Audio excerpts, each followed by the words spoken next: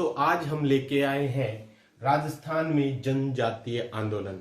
राजस्थान के अंदर जनजातीय बहुल्य क्षेत्र बांसवाड़ा डूंगरपुर, वहां पर आदिवासी जाति बहुत अधिक थी, तो वहां जनजातियों में विभिन्न प्रकार पर समय समय पर जागृति के लिए विभिन्न प्रकार के आंदोलन हुए। उन्हीं में से एक था भगत आंदोलन। कौन सा था? भगत आंदोलन। सामान्यतः क्या है कि बांसवाड़ा और डूंगरपुर में भील जनजाति सर्वाधिक थे और उनको जागृत करने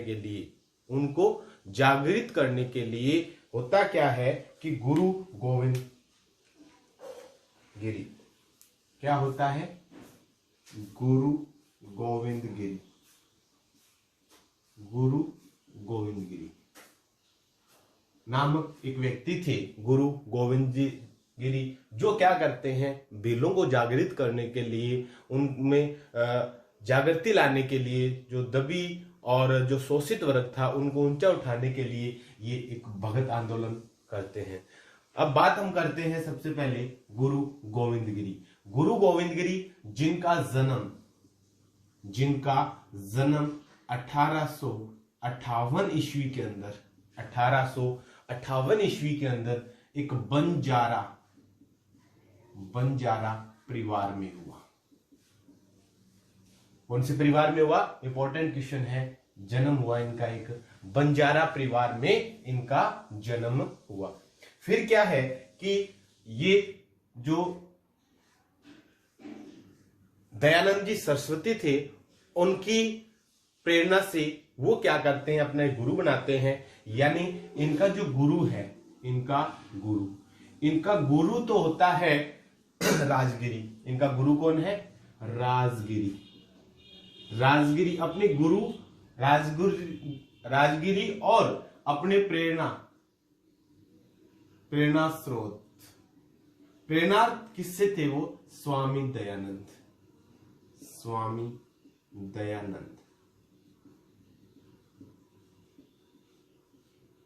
प्रेरणा स्रोत स्वामी दयानंद सरस्वती और गुरु राजगिरी महाराज थे, गिरी थे। इनकी प्रेरणा, इनके आशीर्वाद और इनकी प्रेरणा से ये क्या करते हैं, भीलों में जागृति लाने के लिए सन 1883 ईस्वी में, कौन सी ईस्वी में? सन 1883 ईस्वी के अंदर, 1883 ईस्वी के अंदर संप सभा का गठन करते हैं। किसका गठन करते हैं? संप सभा का गठन इनके द्वारा किया जाता है। कितनी ईस्वी को? 1883 ईस्वी। यहां अगर हम ये बांसवाड़ा जो है वो गुजरात के टच में है, तो ये जो संप शब्द है, ये शब्द लिया गया है किससे? गुजराती शब्द है जिसका अर्थ होता है भाईचारा। यानी भाईचारा कायम करने के लिए, भाईचारा को इकट्ठा करने के लिए संप सभा नाम इसको दिया गया, भीलों को इकट्ठा करने के लिए, इसलिए इसका नाम दिया गया संप सभा। अगर हम संप सभा की बात करें तो सामान्यतः इसके अंदर 10 नियम बनाए गए। क्या बनाए गए थे भी? 10 नियम। भीलों के लिए 10 नियम बनाए गए थे। वो 10 नियम कौन कौन से होते हैं भी? वो शराब नहीं पिएंगे, वो झूठी गवाही नहीं देंगे, वो हत्या नहीं करेंगे, वो हथियार का उपयोग नहीं करेंगे। इस तरीके से इसके मुख्यतः क्या थे? 10 नियम थे, इसलिए इसको 10 नामी संप्रदाय भी कहा जाता है। 10 नामी संप्रदाय क्या कहा जाता है इसे? इसलिए इसे 10 नामी संप्रदाय भी कहा जाता है। तो क्या होता है कि 1883 ईस्वी के अंदर संप सभा का गठन किया जाता है। किसके द्वारा किया जाता है? गुरु गोविंद गिरी के द्वारा, और जिसके अंदर 10 नियम होते हैं, इसीलिए इस 10 नामी संप्रदाय भी कहा जाता है। फिर क्या होता है कि इस संप सभा का प्रथम अधिवेशन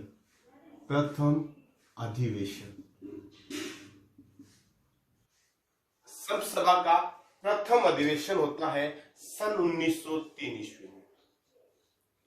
1903 ईस्वी के अंदर कहां पे होता है? मानगढ़ गांव, मानगढ़ पहाड़ी जो है, मानगढ़ पहाड़ी या मानगढ़ गांव जो है, कहां था? बांसवाड़ा के अंदर।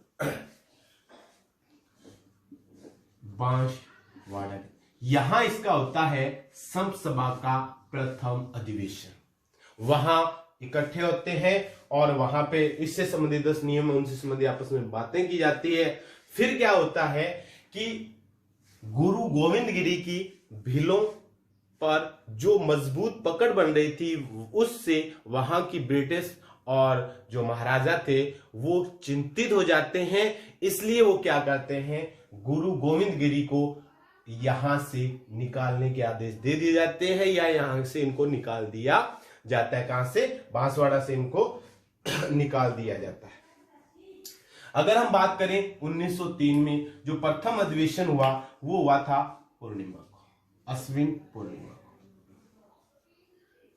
अश्विन शुक्ल पूर्णिमा को इनका प्रथम अधिवेशन हुआ था। मानगढ़ की पहाड़ी, मानगढ़ की पहाड़ी कहां पे होता है? बांसवाड़ा के अंदर। कब? 1903 ईस्वी। फिर क्या होता है कि सन 1911 ईस्वी के अंदर, हम बात कर रहे हैं गुरु गोविंद गिरी की, हम गुरु गोविंद गिरी की बात कर रहे हैं।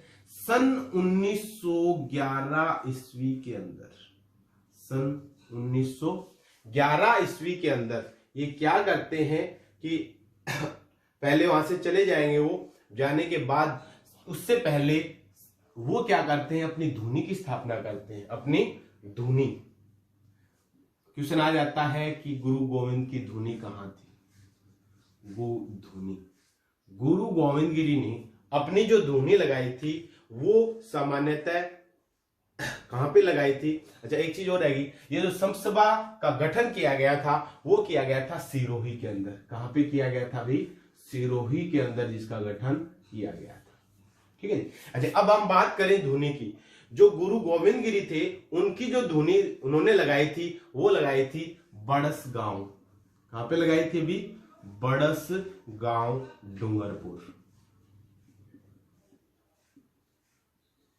कहां लगाई थी भी? बड़स गांव डूंगरपुर। इंपॉर्टेंट क्वेश्चन पूछ लिया जाता है कि उन्होंने अपनी धुनी कहां लगाई, तो गुरु गोविंद गिरी ने अपनी धुनी कहां पे लगाई? बड़स गांव डूंगरपुर के अंदर अपनी धुनी वो लगाते हैं। अब क्या होता है, इनका जो प्रभाव है वो देखकर इनको यहां से निकालने के आदेश दे दिए जाते हैं। फिर क्या होता है कि ये सन 1908 ईस्वी के अंदर गुरु गोविंद गिरी है, वो सन 1908 ईस्वी तक अपना जीवन यापन करते हैं गुजरात के विभिन्न गांव, गुजरात के विभिन्न गांवों के अंदर वो क्या करते हैं, अपना जीवन यापन करते हैं। यानी एक तो सूत व अकरली गांव, वो सूत व अकरली गांव के अंदर 1908 ईस्वी के बाद अपना जीवन यापन करते हैं और फिर सन 1911 के अंदर ये वापिस आ जाते हैं और 1911 ईस्वी के अंदर, कौन सी ईस्वी में? 1911 ईस्वी के अंदर इनके द्वारा भगत पंथ की स्थापना की जाती है। भगत पंथ, भगत आंदोलन और भगत पंथ दोनों किसके द्वारा चलाए गए हैं? गुरु गोविंद गिरी के द्वारा चलाए गए हैं। और इनकी जो भगत पंथ है वो कब चलाया गया उनके द्वारा? सन 1911 ईस्वी के अंदर गुरु गोविंद गिरी द्वारा भगत पंथ चलाया जाता है। फिर क्या होता है कि अक्टूबर 1913 को आगे फिर क्या होता है, अक्टूबर 1913 को भील है वो अपने संप सभा की एक सभा एकत्रित करने के लिए मानगढ़ की घाटी पर, मानगढ़ की जो घाटी है वहां पे पहाड़ी पर क्या होते हैं, इकट्ठे होने लग जाते हैं। कब से? सन 1913। कब? अक्टूबर 1913। जो मानगढ़ की पहाड़ी है ना, मानगढ़ की पहाड़ी, ये जो मानगढ़ की पहाड़ी है,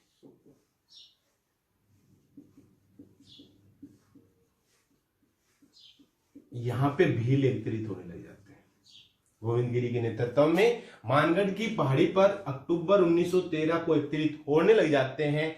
फिर क्या होता है कि कुछ ही दिन बाद, अक्टूबर 1913 में इकट्ठे हो रहे हैं और कुछ दिन बाद जब क्या है कि लगभग वहां पे जो अक्टूबर 1913 के अंदर ही 1913 के अंदर एक थानेदार थानेदार गुल मोहम्मद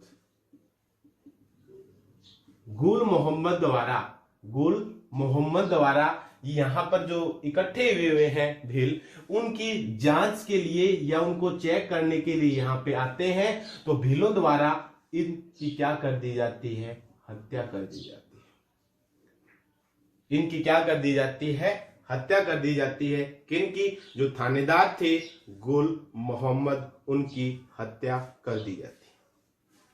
इसके पश्चात क्या होता है कि जब ये बात से नाराज हो जाते हैं तो वहां वो क्या करते हैं, जो वहां की सरकार है, वहां के जो राजा है, वो क्या करते हैं कि 10 नवंबर 1913 को इस मानगढ़ के जो पहाड़ी है इसको घेर लिया जाता है चारों तरफ से। किसके द्वारा घेर लिया जाता है, जो मेवाड़ भील कोर है, MBC जिसको बोलते हैं, MBC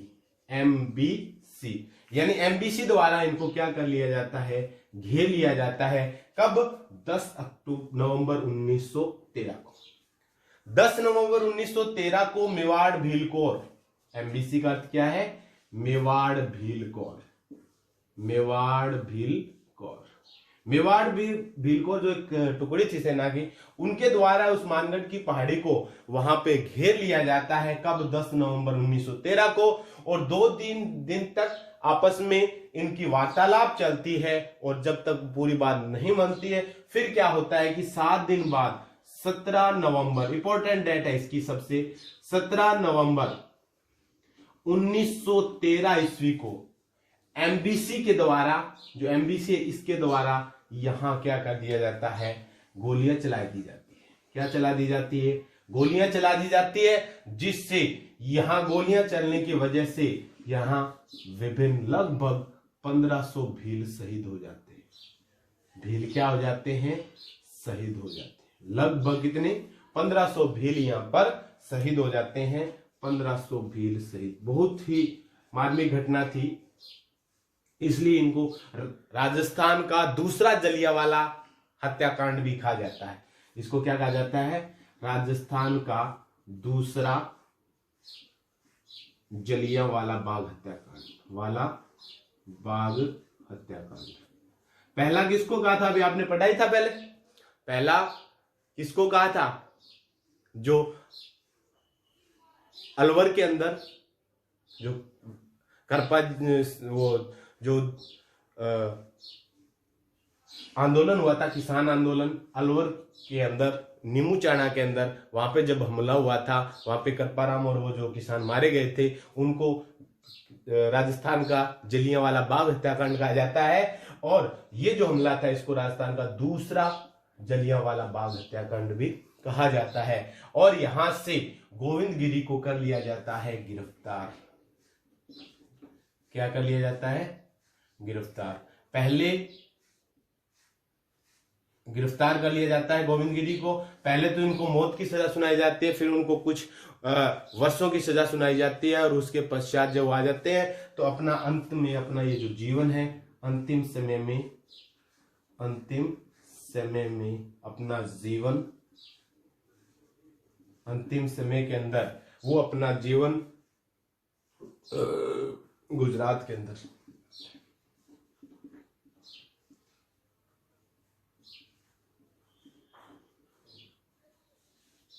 के अंदर अंतिम समय में अपना जीवन है वो यापन करते हैं। और गुजरात का गांव था वो करमाई गांव,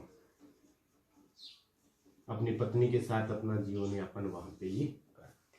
ये था जी अपना भगत आंदोलन। अब बात करते हैं इसमें इंपॉर्टेंट क्वेश्चन क्या बनते हैं कि भगत आंदोलन एक जनजातीय आंदोलन था जो किसके द्वारा चलाया गया, गुरु गोविंद गिरी के द्वारा चलाया गया। गोविंद गिरी का जन्म कब हुआ, 1858 ईस्वी में। कहां हुआ, बंजारा परिवार के अंदर। कहां हुआ था इनका, बंजारा परिवार के अंदर गुरु गोविंद गिरी का क्या होता है, जन्म होता है। और कौन से गांव में होता है, बासिया गांव डूंगरपुर। क्या होता है, गांव बासिया गांव डूंगरपुर।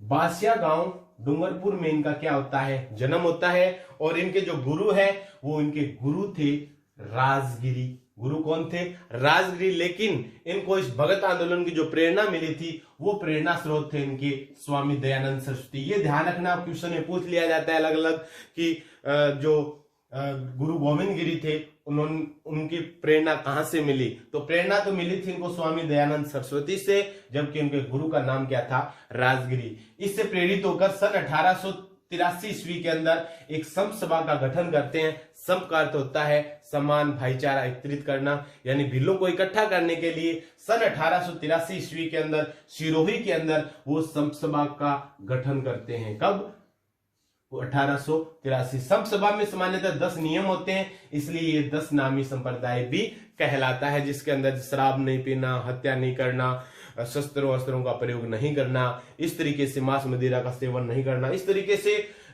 इसकी झूठी गवाही नहीं देना, इसके 10 नियम थे और वो 10 नादी संप्रदाय भी कहलाता है। फिर क्या होता है कि सन 1903 ईस्वी के अंदर जो संत सभा था उसका प्रथम अधिवेशन किया जाता है। कहां किया जाता है, मानगढ़ की पहाड़ी जो बांसवाड़ा के अंदर है वहां इसका किया जाता है। और कब किया जाता है, अश्विन पूर्णिमा को इसका प्रथम अधिवेशन किया जाता है। ठीक है जी। और उसके बाद 1903 ईस्वी में इनका प्रथम अधिवेशन किया जाता है और फिर गुरु गोविंद गिरी अपनी धुनी लगाते हैं। कहां, बड़स गांव डूंगरपुर। पूछ लिया गया जाता है कि गुरु गोविंद गिरी की धुनी कहां स्थापित की गई थी, तो कहां स्थापित की गई थी, धुनी बड़स गांव डूंगरपुर के अंदर इनकी जो धुनी है वो स्थापित की गई थी। फिर क्या होता है कि सन 1908 ईस्वी के अंदर उनको यहां से भेज दिया जाता है गुजरात। यानी इनका जो ये संत सभा का गठन कर लिया है उसके पश्चात यहाँ के जो महाराजा थे या सरकार थी वो इनसे चिंतित हो जाती है। इनका जो भीलों पे प्रभाव जो था उससे वो चिंतित हो जाते हैं और इनको यहाँ से निकाल दिया जाता है और ये अपना जीवन यापन करते हैं। फिर गुजरात के सूत और अकरली गांव आ जाता है कि जब इनको निकाला गया तो अपना जीवन यापन कहाँ किया इन्होंने, तो अपना जीवन यापन गुजरात के सूरत और अकरली गांव में किया। फिर क्या होता है कि सन 1911 में ये भगत पंथ, बिल्कुल इंपॉर्टेंट क्वेश्चन है, भगत आंदोलन और भगत पंथ दोनों किसके द्वारा चलाए गए, गुरु गोविंद गिरी के द्वारा। भगत पंथ कब चलाया गया, सन 1911 ईस्वी के अंदर। फिर क्या होता है, दोबारा सन 1913 ईस्वी में यही मानगढ़ की पहाड़ियों पर इनके द्वारा एक सभा का आयोजन किया जाता है। कब, अक्टूबर 1913 ईस्वी को मानगढ़ की पहाड़ियों पर किस भील है और गुरु इकट्ठे हो जाते हैं यहाँ पे। कब, अक्टूबर 1913। अक्टूबर 1913 के अंदर एक थानेदार था गुल मोहम्मद, बड़ा इंपॉर्टेंट नाम है गुल मोहम्मद। ये यहाँ जांच के लिए आते हैं लेकिन भील उसको अलग तरीके से समझकर इनकी हत्या कर दी जाती है। इनकी क्या कर दी जाती है, हत्या कर दी जाती है भीलों के द्वारा। इनकी हत्या कर दी जाती है। जब ये बात ब्रिटिश और वहां के महाराजा को पता लगती है तो वो 10 नवंबर 1913 को एक पूरी टुकड़ी जिसका नाम था MBC मेवाड़ भील कौर, क्या नाम था, MBC मेवाड़ भील कौर के द्वारा इनको घेर लिया जाता है चारों तरफ से और फिर 5-7 दिन वार्तालाप चलती है, फिर कोई बात नहीं होती है। इसके पश्चात 17 नवंबर, इंपॉर्टेंट डेट है बिल्कुल, कितनी, 17 नवंबर 1913 ईस्वी को इनके द्वारा इन पर हमला कर दिया जाता है, गोलियां चला दी जाती है और उसके वजह से 1500 भील इसके अंदर शहीद हो जाते हैं। इसलिए इतना हमला होने के कारण इसलिए इसको राजस्थान का दूसरा जलियांवाला बाग हत्याकांड भी कहा जाता है। पहला जलियांवाला बाग हत्याकांड राजस्थान का कौन सा कहा जाता है, जो अलवर के अंदर नीमूचाना के अंदर जो किसान आंदोलन हुए थे जिसके अंदर जो हत्या हो गई थी किसानों की, इसलिए उनको क्या कहा जाता है, राजस्थान का जलियांवाला बाग हत्याकांड। और ये है राजस्थान का दूसरा जलियांवाला बाग हत्याकांड। इसके पश्चात गुरु गोविंद गिरी को गिरफ्तार कर लिया जाता है और ये जो आंदोलन था समाप्त होने की वजह यही कुचल दिया जाता है, कुचल दिया जाता है, सरकार के द्वारा यही कुचल दिया गया और गुरु गोविंद गिरी को गिरफ्तार कर लिया गया। फिर जब वो रिहा होते हैं और जब इनको रखा जाता है जेल के अंदर, इनको रखा जाता है अहमदाबाद जेल में। अहमदाबाद जेल के अंदर इनको रखा जाता है और इनकी सजा पूरी होने के पश्चात ये अपना अंतिम जो जीवन है वो गुजरात के करमाई गांव में, इस तरीके से ये अपना भगत आंदोलन कुचल दिया।